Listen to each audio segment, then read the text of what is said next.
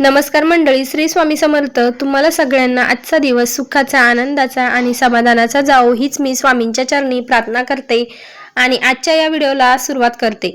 आज जर तुम्ही हा व्हिडिओ शेवटपर्यंत ऐकला नाही तर कदाचित तुम्ही ही संधी गमावून बसणार आहेत आणि एक अत्यंत महत्त्वाचा दुर्मिळ दिवस, दुर्मिळ योग तुम्ही गमावून बसणार आहे.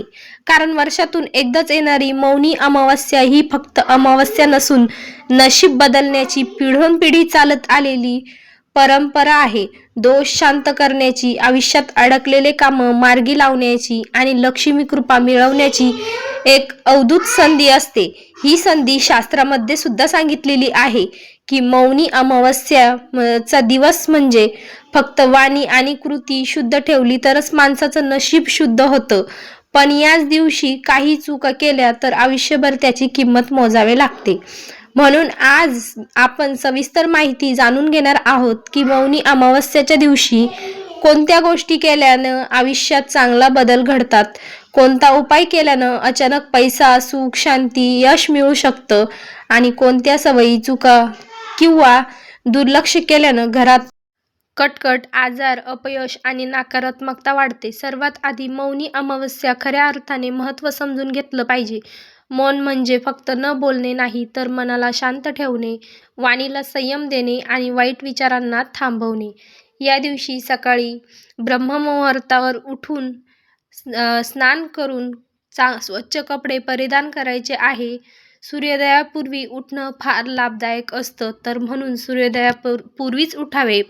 मानलं जातं की कारण त्यावेळी केलेली प्रार्थना थेट मनावर परिणाम करते. मौनी अमावस्याला शक्य असल्यास मौन पाळावे किंवा कमीत कमी वाईट बोलावे. खोटं बोलू नाही, टोचून बोलणे टाळावे, कारण या दिवशी बोललेला शब्द पुढील वर्षाचा प्रारंभ ठरवतात. असे मानलं जातं की या दिवशी पिंपळ, वड किंवा तुळशीसारख्या पवित्र झाडांना श्रद्धेने स्पर्श करणे, प्रदक्षिणा घालणे किंवा पाणी अर्पण करणे अत्यंत शुभ मानलं जातं. विशेषतः रविवारी येणारी मौनी अमावस्या सूर्याशी संबंधित दोष शांत करते आणि शत्रूचा प्रभाव कमी करते. जर तुमच्या आयुष्यात सतत अडचणी येत असतील, कामं होत नसेल, शत्रू त्रास देत असतील, तर या दिवशी पिंपळाच्या झाडाखाली दिवा लावणे, शांतपणे बसून मनात इच्छा बोलावी. पण लक्षात ठेवा, इच्छा मागताना कुणाचा वाईट व्हावं हे मनामध्ये कधीच आणायचं नाही. मौनी अमावस्येचे कर्माचे फळ लवकरच मिळतं.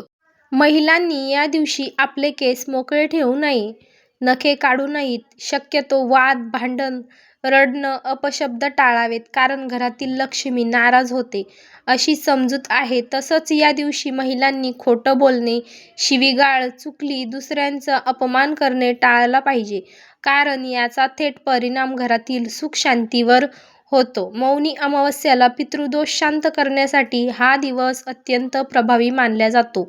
जर घरात वारंवार अडथळे येत असतील, लग्न जमत नसेल, पैसा टिकत नसेल, तर या दिवशी पितरांच्या नावाने पाणी, तीळ, तांदूळ अर्पण करून मनापासून क्षमा मागायची.